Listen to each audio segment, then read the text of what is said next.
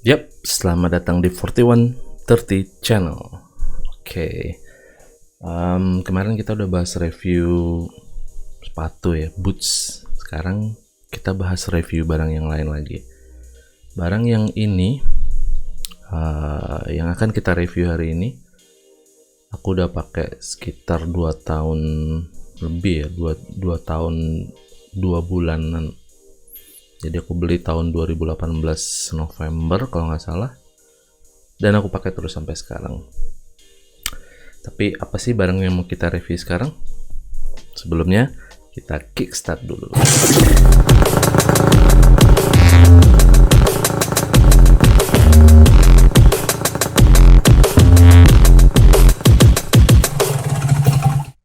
Oke, nggak usah lama-lama lagi ya. Barang yang mau kita review adalah ini dia. Tada, masih di dalam kotak sih. Buka dulu. Ini dia. Jadi headphone, kelihatan nggak? Kelihatan ya. Ini headphone dari Sony. Dia punya active noise cancelling. Namanya WH-1000XM3. Ini bukan yang terbaru, jadi ini generasi sebelumnya. Ini yang Mark III. Oke. Jadi ini sebenarnya bukan review. Video ini tidak akan menjadi review, tapi lebih ke user experience setelah dipakai 2 tahun. Jadi dia akan apakah mengalami kerusakan atau penurunan kualitas atau yang seperti itulah ya. Sebelumnya aku mesti klarifikasi dulu, bukan klarifikasi tapi menjelaskan dulu bahwa ini adalah headphone terbaik yang pernah aku pakai dan aku punya gitu ya. Jadi opininya mudah-mudahan tidak bias, karena aku udah pakai beberapa kompetitornya dia langsung. Ada QC35 dari Bose, ada 700 juga udah cobain, dan menurutku tetap ini yang terbaik. Surface juga udah, menurutku tetap yang ini yang terbaik sih. Nah, kenapa aku bikin video ini? Karena seri terbarunya yaitu Mark IV udah keluar. Jadi aku pengen bikin semacam komparasi singkat dan sejenis rekomendasi gitu. Apakah Mark IV ini layak untuk dibeli atau tidak gitu ya.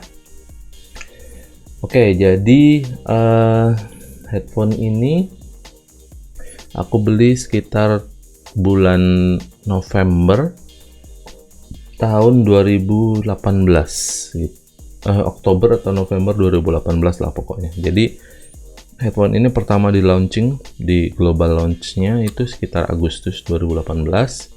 Habis itu dia sampai di Indonesia Oktober atau November, aku langsung beli. Kenapa aku beli ini? Karena aku mempertimbangkan lineage-nya dia dari XM yang pertama, yang original. Habis itu keluar yang Mark II. Nah terus sebenarnya udah kepingin beli yang Mark II ya, cuma waktu itu banyak gosip beredar Mark III akan segera keluar, jadi aku nunggu, dan ternyata beneran Mark III-nya beneran keluar. Jadi aku beli yang Mark III dan ternyata pilihannya bener, tepat banget, karena ternyata ini jadi headphone favorit dari banyak orang lah ya di seluruh dunia lah gitu. Pertama, ini headphone memang kualitas tinggi, dalam artian ini bukan studio grade ya, jadi ini tidak neutral, dan ini pakai Bluetooth, jadi jelas akan ada latensinya meskipun sedikit. Tapi ini headphone active noise cancelling yang menurutku paling bagus dari sisi kualitas, dari sisi finishing, dari sisi suara juga, dari sisi teknologi juga. Jadi memang ini dia ngecas harga premium lah ya, kalau bisa dibilang gitu. Jadi dia memang tidak murah, tapi menurutku worth it banget. Kayak tadi aku bilang ya, ini bukan studio grade, jadi dia tidak netral suaranya, jadi dia cenderung bass heavy. Jadi kalau kamu sukanya musik yang ngebeat kayak EDM, rap, hip hop, apalagi lagi ya. Pokoknya sejenis itulah ya, house gitu misalnya. Ini cocok karena bassnya benar-benar kuat banget. Beda sama Bose QC atau yang 700 itu mereka lebih balance. Jadi semua range akan ditampilkan dengan bagus gitu. Sementara kalau ini enggak, dia cenderung lebih bass heavy gitu. Dan aku memang sukanya musik yang bass heavy, jadi nggak ada masalah juga sih menurutku. Tapi meskipun demikian ya, aku pakai juga untuk podcasting. Jadi biarpun nggak neutral, tapi aku pakai untuk podcasting. Oke, kita mulai dari desain dulu. Desain ini jadi mulai dari kanan dulu deh. Di kanan ini sebenarnya nggak ada tombol sama sekali. Di sini cuma ada colokan charger aja. Chargernya tipe C.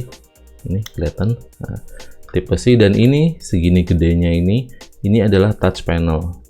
Jadi touch control juga ya. Jadi misalnya kita mau play, pause, fast forward atau ke belakang ya, previous track atau ya, forward gitu, bisa di swipe. Misalnya volume atas ke atas, volume bawah, play, pause, depan, belakang gitu. Dulu waktu awal launching ini sempat heboh, bukan heboh juga sih, maksudnya sempat ada isu bahwa ini sering muncul phantom touch gitu ya. Jadi nggak disentuh tapi tiba-tiba jalan sendiri, maksudnya kayak tiba-tiba ganti lagu, tiba-tiba volumenya mengecil, membesar dan segala macam gitu. Ternyata isu itu hanya terjadi di daerah yang dingin saja. Jadi katanya sih minyak dari jari kita ini yang nempel, dia akan diregister sebagai sentuhan gitu karena udaranya dingin gitu. Tapi kalau di kita tropis kayaknya nggak akan jadi masalah, dan selama 2 tahun lebih aku pakai memang nggak pernah ada masalah. Jadi ya no issues lah ya. Terus di dalam sini ada ear cups-nya, ini bener-bener enak banget. Jadi ini empuk ya, empuk banget gitu. Terus kulitnya ini juga lembut. Dan sampai sekarang setelah 2 tahun lebih pemakaian nggak ada pecah-pecah sama sekali gitu. Tidak ada retak atau ngelupas atau apa, nggak ada sama sekali. Ini bisa dilihat, kelihatan nggak? Nah, benar-benar masih utuh. Terus busa di dalamnya, penutup speakernya juga masih utuh semua ini. Dan suaranya juga masih utuh, bassnya masih solid semuanya, nggak ada kerepek-kerepek atau berisik atau noise apa yang nggak perlu juga nggak ada. Terus semua finishing, aksen-aksen juga masih utuh. BTW ini aku sering pakai ya, bukannya pajangan aja atau cuma pengisi tas, tapi ini dipakai secara reguler. Jadi dia benar-benar kepakai lah gitu. Oke. Terus di atas, di headband sama di headpad atau apalah pokoknya yang di atas ini juga masih lembut banget ya, masih lembut banget, dan kulitnya juga nggak ada yang pecah. Meskipun ini aku sering pakai di bawah sinar matahari ya, jadi siang misalnya di kantor aku lagi mau nyari makan gitu, kadang aku pakai ini panas-panas langsung di bawah sinar matahari, dan sampai sekarang utuh, nggak ada retak, nggak ada pecah, dan nggak ada perubahan warna sama sekali. Biasanya kan ada yang pudar atau agak gimana gitu, ini nggak ada sama sekali. Terus di sebelah kiri ini juga tombol-tombol di bawah semua sini, ini masih utuh semua, nggak ada yang rusak. Tombolnya cuma 2 sih, jadi ada tombol power sama tombol ambience controlnya sama voice command. Ini bisa di sini ya gitu. Nah, terus ini favorit nih, salah satu feature favorit di sini ada NFC. Jadi kalau pengen connect ke HP, udah tinggal tap aja, langsung connect. Jadi udah nggak perlu lagi pairing atau segala macam. Tapi soal pairing ini kita akan bahas bentar lagi ya. Oke. Jadi dari sisi fisik dia masih utuh meskipun setelah dipakai 2 tahun lebih ya. Nggak ada minus sama sekali. Masih 100% lah kalau aku bisa bilang. 99,9. Yang 0,1-nya mungkin pemakaian. Kayak mau dijual. Oke. Terus plusnya apa aja? Oke. Plusnya yang pertama adalah dia pakai USB Type-C. Jadi dia bisa di-charge dengan charger laptop, charger HP, charger apa segala macam, dan dia mendukung fast charging. Jadi kalau misalnya udah kepepet banget nih baterainya, dia udah udah bunyi kan baterai low gitu. Nah terus kita cas sebentar aja, dia udah cukup untuk misalnya 30 menit lah ya, dia udah cukup untuk sekitar kalau nggak salah 5 jam deh, 30 menit itu kan udah bisa kemana-mana ya. Misalnya mau keburu mau terbang, mau dari Bali ke Jakarta misalnya, kan cuma sekitar 2 jam, cas aja 30 menit udah cukup sampai Jakarta gitu. Masih plus muter-muter di Jakartanya juga masih oke gitu. Nah ini si konektornya ini setelah dipakai 2 tahun memang dia agak kotor, tipikal kayak lubang port konektor pasti ada debu atau apa masuk. Tapi secara fungsi dia nggak ada masalah sama sekali, LED-nya juga masih nggak ada masalah sama sekali. Terus di sini di yang sebelah kiri, di ear cup sebelah kiri ada headphone konektor. Ini benar-benar membantu banget. Jadi aku kan nge-host podcast juga, dan aku lebih prefer pakai headphone ini karena ini suaranya enak dan ada passive noise cancellingnya. Dan tapi kan harus pakai kabel. Nah si kabel port ini benar-benar membantu. Jadi si headphone ini tidak 100% wireless saja, tapi dia juga bisa dikonekin pakai kabel kalau mau. Dan ini colokannya adalah 3,5 mili gitu. Jadi kita gampang lah ya kalau mau cari kabel yang ini yang mau dicolokin gampang. Meskipun dia dapat juga bawaannya kayak gini. Ini kabel bawaannya. Nah ini ada ininya dari Serum. Shout out to Serum, thank you. Ada kabel management ya. Nah cuma yang perlu diperhatikan adalah si lubang ininya, lubang headphone-nya ini, mana sih, kelihatan nggak? Nah ini sekelilingnya adalah kecil, jadi nggak sembarangan kabel bisa masuk. Atau kalaupun mau pakai kabel yang plastik yang biasa gitu ya, pinggirnya mesti dikecilin dulu supaya dia bisa masuk ke sini, itu ke lubang ininya. Kalau portnya sendiri sih 3,5 mili, jadi standar sebenarnya. Cuma kadang kabelnya nggak bisa masuk, jadi suaranya nggak clear gitu. Jadi solusinya aku bikin sambungan. Jadi pakai kabel aslinya tetap, tapi setelah itu dia nyambung lagi untuk yang ke mixer gitu, ke yang preamp headphone-nya ya. Gitu. Ini. Terus dari sisi desain lagi, aku suka warnanya hitam. Jadi bener-bener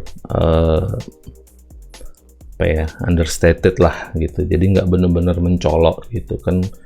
Apalagi yang punya Apple yang baru ya, kalau dipakai kan bener-bener yang oke lah, fine kamu pakai Apple, oke gitu.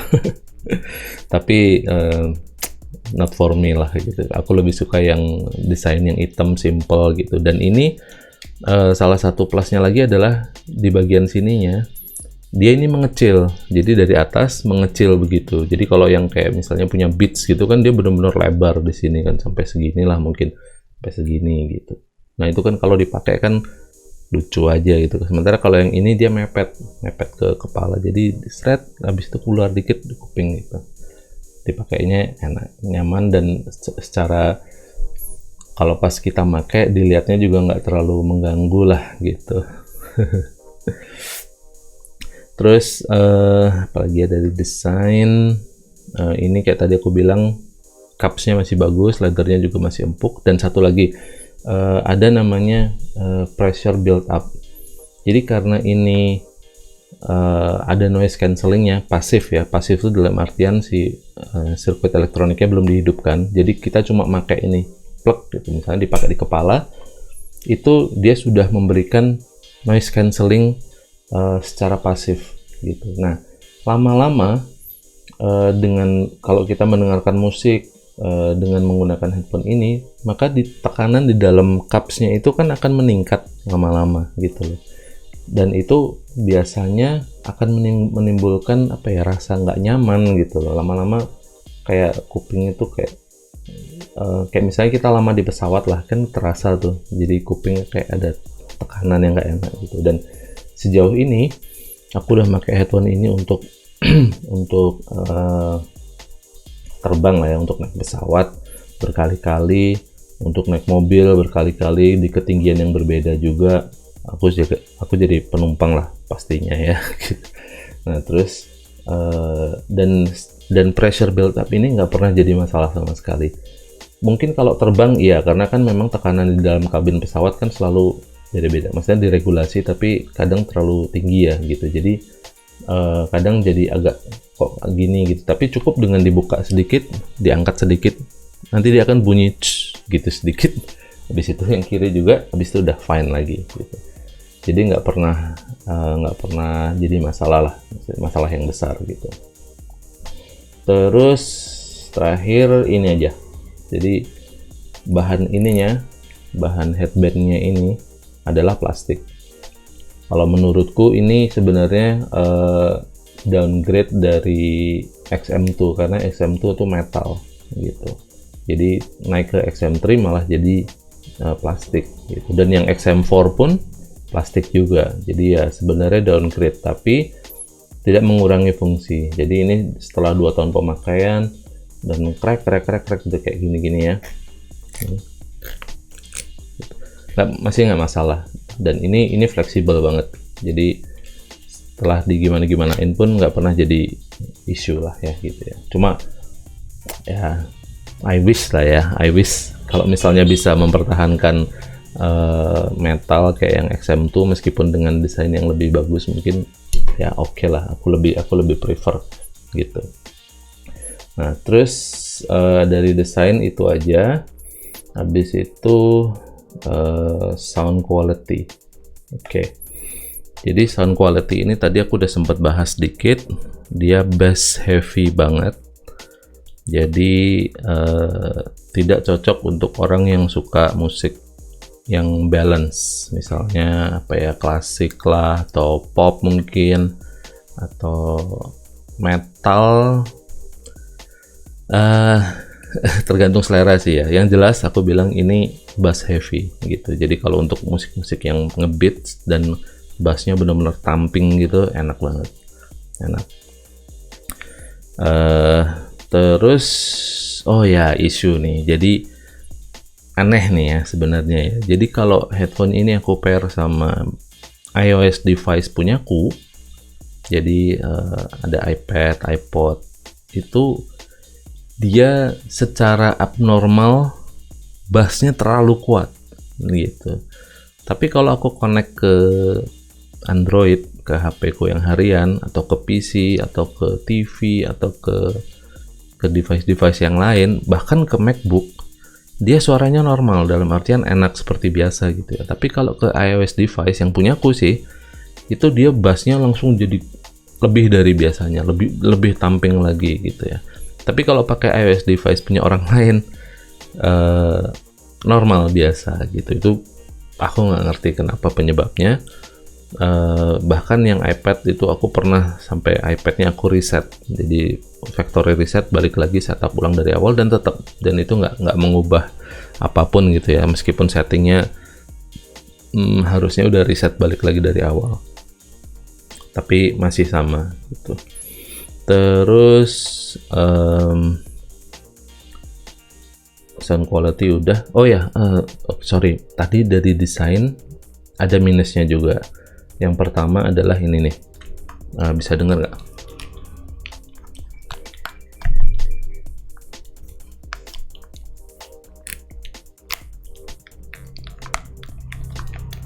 Gitu ya. Jadi karena dia plastik, jadi dia cenderung bunyi.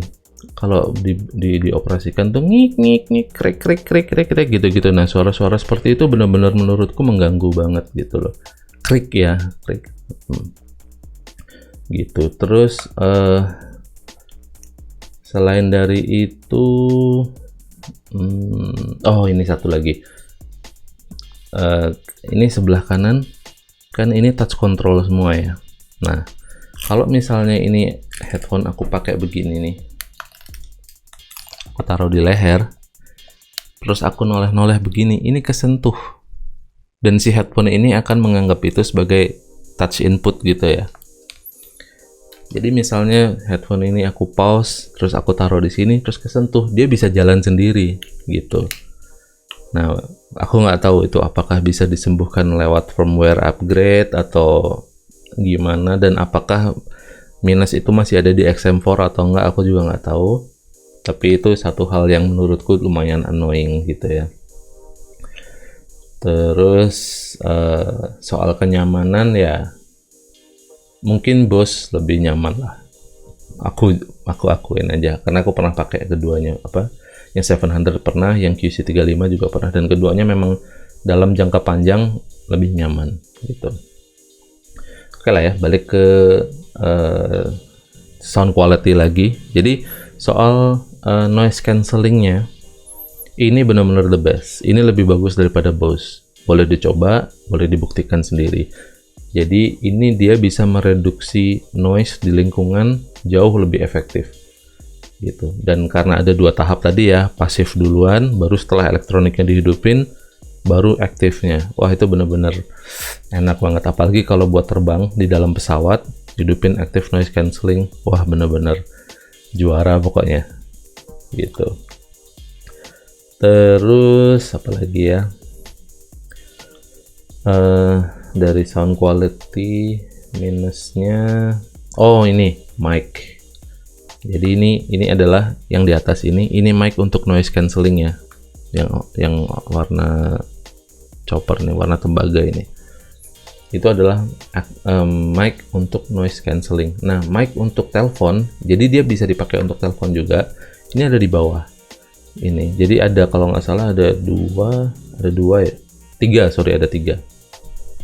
Jadi dia bisa dipakai untuk telepon dan mic-nya ada 3, tapi mic-nya nggak bagus. Jadi misalnya kita terima telepon pakai headphone ini, orang di seberang sana akan menganggap kita kok suaranya kecil banget gitu. Dan ini udah terjadi beberapa kali gitu ya.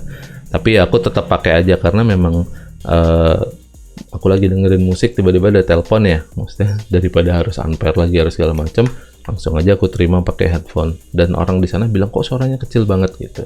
Dan ini udah beberapa kali, jadi aku beranggapan bahwa memang ini mic-nya kurang begitu bagus gitu ya. Jadi harus dicatat. Terus, nah sekarang minusnya nih, dari sisi teknologinya nih, dari sisi kecanggihannya ya. Aku langsung minus dulu. Jadi ini dia cuma support satu Bluetooth device. Ini minus banget. Jadi ini yang XM3 ya, bukan XM4 ya. Nah, XM3 ini dia cuma support satu Bluetooth device. Misalnya aku lagi connect ke HP, aku nggak bisa dengerin musik di iPad, misalnya nih, atau di komputer gitu, di laptop ya. Nah, sebaliknya juga begitu. Aku lagi kerja di laptop, aku lagi dengerin musik, aku jadi nggak bisa dengerin HP kalau misalnya ada telepon. Jadi agak annoying aja gitu loh. Tapi untungnya Sony menyelesaikan masalah itu. Jadi di XM4 mereka menambahkan multi Bluetooth device. Jadi mereka bisa connect kalau nggak salah sampai berapa ya? Nggak tahu. Coba nanti dicek aja di Google maksimal berapa device yang bisa connect. Tapi itu benar-benar satu feature yang berguna banget di XM4 gitu. Jadi dan itu benar-benar aku kepengen andai kata itu ada di XM3 gitu ya. Mudah-mudahan ada firmware upgrade yang bisa mengubah ini. Tapi kayaknya nggak bisa karena itu hardware kan, Bluetooth 5.1 itu yang di XM4.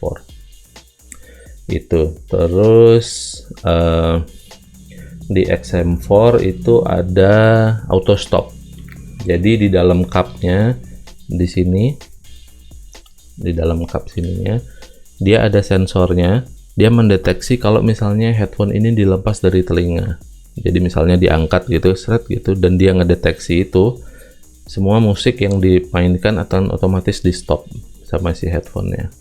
Kalau yang di XM3 nggak ada, jadi kalaupun misalnya dilepas, musik akan terus jalan gitu loh. Menurutku sih itu nggak terlalu mengganggu ya, karena toh kita ada touch control di sebelah kanan kan, jadi sebelum dilepas ya inget aja dulu tap 2 kali di pause, baru turunin. Cuma resikonya tadi itu kesenggol sama dagu atau gitu ya. Nah, terus selain dari itu ini ambient noise control, tombol ini. Jadi dia bisa mengatur mode apa yang dipilih. Jadi apakah noise cancellingnya mati sama sekali, jadi cuma pakai passive aja. Habis itu atau pakai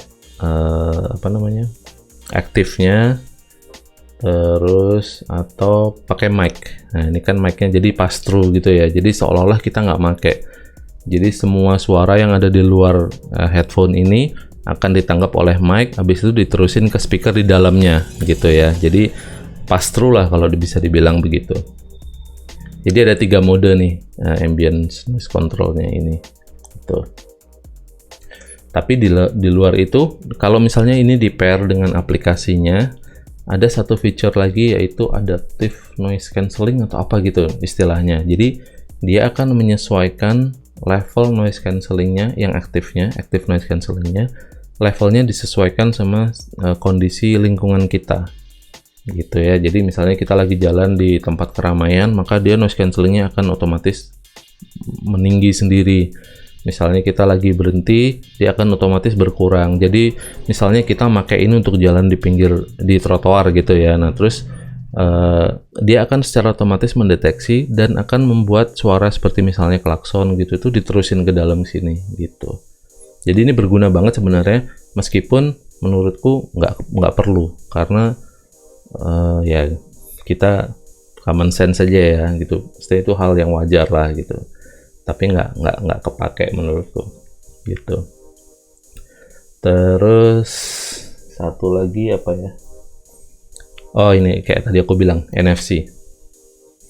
NFC ini bener-bener membantu banget. Jadi kalau misalnya mau connect udah tinggal tik langsung pairing, set langsung selesai. Udah nggak perlu lagi hidupin setting Bluetooth, udah nggak perlu lagi pencet. Ini kan harus dia kalau mau connect ke device yang baru harus matiin dulu, baru hidupin tahan, baru kita bisa pairing gitu ya. Nah kalau pakai NFC nggak usah, udah langsung tinggal di tap aja, otomatis dia pindah sendiri pairingnya gitu. Meskipun begitu, aku tetap prefer kalau misalnya dia bisa connect ke banyak device sekaligus, karena itu akan jauh menghemat waktu juga. Nah headphone ini aku pakai buat apa aja sih? Oke. Jadi selama 2 tahun lebih aku pakai headphone ini untuk podcasting, jelas ya, podcasting. Nah, terus untuk kerja dari rumah, misalnya aku kemarin waktu di musim pandemi dan sekarang masih sih sebenarnya. Tapi aku perlu kerja dari rumah, aku pakai ini gitu. Terus untuk di public area, misalnya lagi nunggu ke kantor apa, terus nunggu giliran kita dipanggil untuk dengerin musik tapi pakai pass through. Jadi misalnya ada panggilan nomor atau nama gitu masih tetap bisa dengar gitu. Terus ya itu yang jelas untuk penerbangan, karena ini menurutku ya ini dibuat untuk terbang memang gitu. Jadi suara pesawat, suara bising, suara segala macam hampir 100% hilang. Dan ini benar-benar membantu banget, apalagi untuk penerbangan jauh ya, kayak kemarin dari Bali ke Thailand direct flight itu sekitar 4 jaman lah kalau nggak salah. Itu benar-benar membantu banget. Jadi selama 4 jam tuh kita nggak perlu bising dengerin suara pesawat ya. Jadi nggak perlu musiknya dihidupin juga. Jadi cukup headphone-nya aja dihidupin, untuk noise cancellingnya aja itu udah enak banget gitu. Apalagi ada musiknya gitu. Itu ya. Nah terus terakhir nih, setelah plus dan minusnya yang tadi, apakah aku berani untuk merekomendasikan XM4, yaitu generasi selanjutnya? Menurutku sih berani aja ya. Jadi si XM4 itu benar-benar mempertahankan semua nilai positifnya XM3 dan memperbaiki apa yang kurang. Kayak tadi misalnya dia ditambah Bluetooth multi device Bluetooth connection. Jadi itu benar-benar menurutku feature yang penting banget gitu, karena kita jadi bisa mendengarkan banyak device dalam waktu bersamaan gitu ya. Kayak tadi dengerin musik sambil memonitor si HP gitu. Jadi kalau ada telepon kita udah langsung tinggal jawab seperti biasa aja. Terus kedua ya sensor. Menurutku nggak penting, tapi mungkin untuk beberapa orang penting gitu. Selain itu XM4 secara mengejutkan ya ternyata di launching dengan harga lebih murah daripada XM3. Jadi itu sendiri sebenarnya udah jadi insentif dong untuk XM4. Jadi harga launchingnya XM3 dulu jauh lebih mahal dibanding harga launchingnya XM4. Apakah ini pengaruh dari COVID? Aku nggak tahu. Tapi yang jelas itu sendiri harusnya udah jadi insentif gitu loh.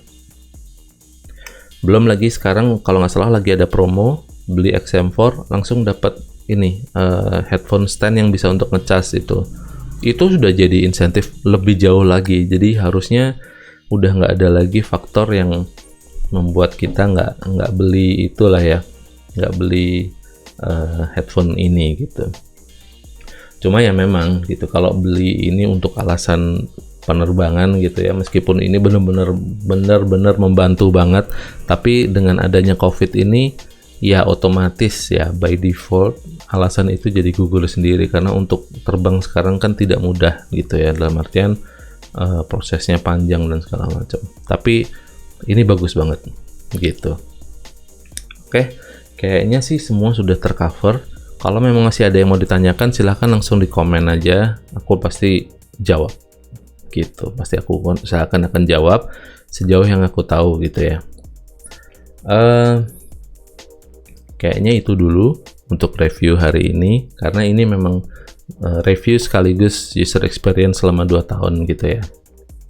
Oke, kalau gitu aku Ruli dari 4130 cabut. Peace.